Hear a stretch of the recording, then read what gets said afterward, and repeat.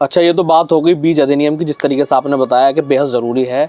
अगर हम बिजनौर की बात करें तो आपने गंगा एक्सप्रेसवे का जो मुद्दा है वो बड़ी प्रमुखता से उठाया है, और हाल ही में आप उत्तर प्रदेश के मुख्यमंत्री योगी आदित्यनाथ से भी मिलने गए थे, और एक रिकॉर्ड कहीं ना कहीं बिजनौर ने बनाया है आपके नेतृत्व में कि 2 लाख पोस्ट कार्ड उन तक पहुँचे हैं।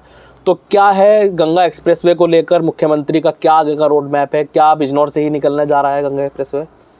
कुछ लोगों ने इसमें एक निगेटिविटी चलानी शुरू की गंगा एक्सप्रेसवे को लेकर कि गंगा एक्सप्रेसवे अब बिजनौर को नहीं मिलेगा क्योंकि गोरखपुर शामली एक एक्सप्रेसवे मिल रहा है। ये नैरेटिव सेट करने का प्रयास बिजनौर के कुछ लोगों के द्वारा किया गया।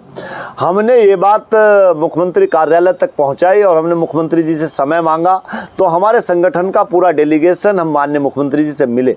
तो जब हमने बात की तो मुख्यमंत्री जी पूरी तरह से बिजनौर से गंगा एक्सप्रेसवे को जोड़े जाने को लेकर पूरी तरह से पॉजिटिव हैं, और उन्होंने स्पष्ट रूप से ये कहा कि आपने जो पोस्ट कार्ड का अभियान चलाया है, मेरे पास तक तमाम चिट्ठी बिजनौर से आ रही हैं। माननीय मुख्यमंत्री जी भी इस बात को लेकर आश्चर्यचकित थे कि एकदम से इतने सारे लोग इस बात को लेकर के कैसे खड़े हो गए, कैसे जुड़ गए। मैं धन्यवाद करना चाहता हूं इसके लिए बिजनौर वासियों का, जिन्होंने अब तक 2-2.5 लाख पोस्ट कार्ड भेजने का काम किया।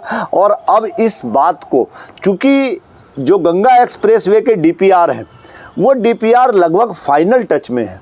जब डीपीआर का मतलब होता है कि कहाँ कहाँ से सड़क निकलनी है, मैप, उसका नक्शा, और उस नक्शे में कितनी लागत कहाँ से बनाने में हमको आएगी, तो वो मैप जो है वो बन गया है, लगभग तैयार है।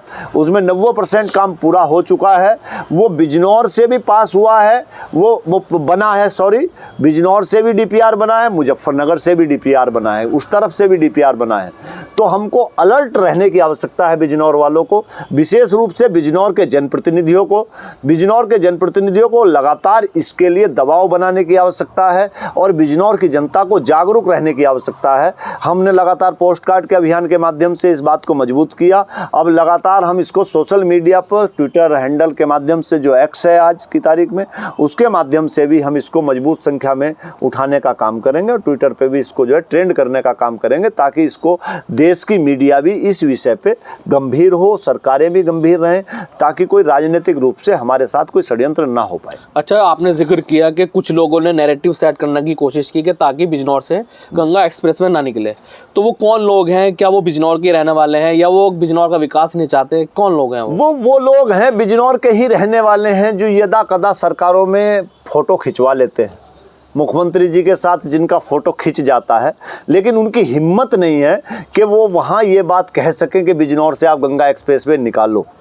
फ़ोटो खिंचवाए और ये कहने की हिम्मत नहीं जुटा पाए कि बिजनौर से आप गंगा एक्सप्रेसवे निकालो, या उन्होंने बात नहीं की, फ़ोटो ज़रूर खिंचवाया, तो उन्होंने बाहर आके दूसरा नैरेटिव सेट करने का काम किया कि हमने बात की थी लेकिन अब निकल नहीं रहा बिजनौर से। हालांकि जबकि सच्चाई है कि उन्होंने वहाँ बात ही नहीं की।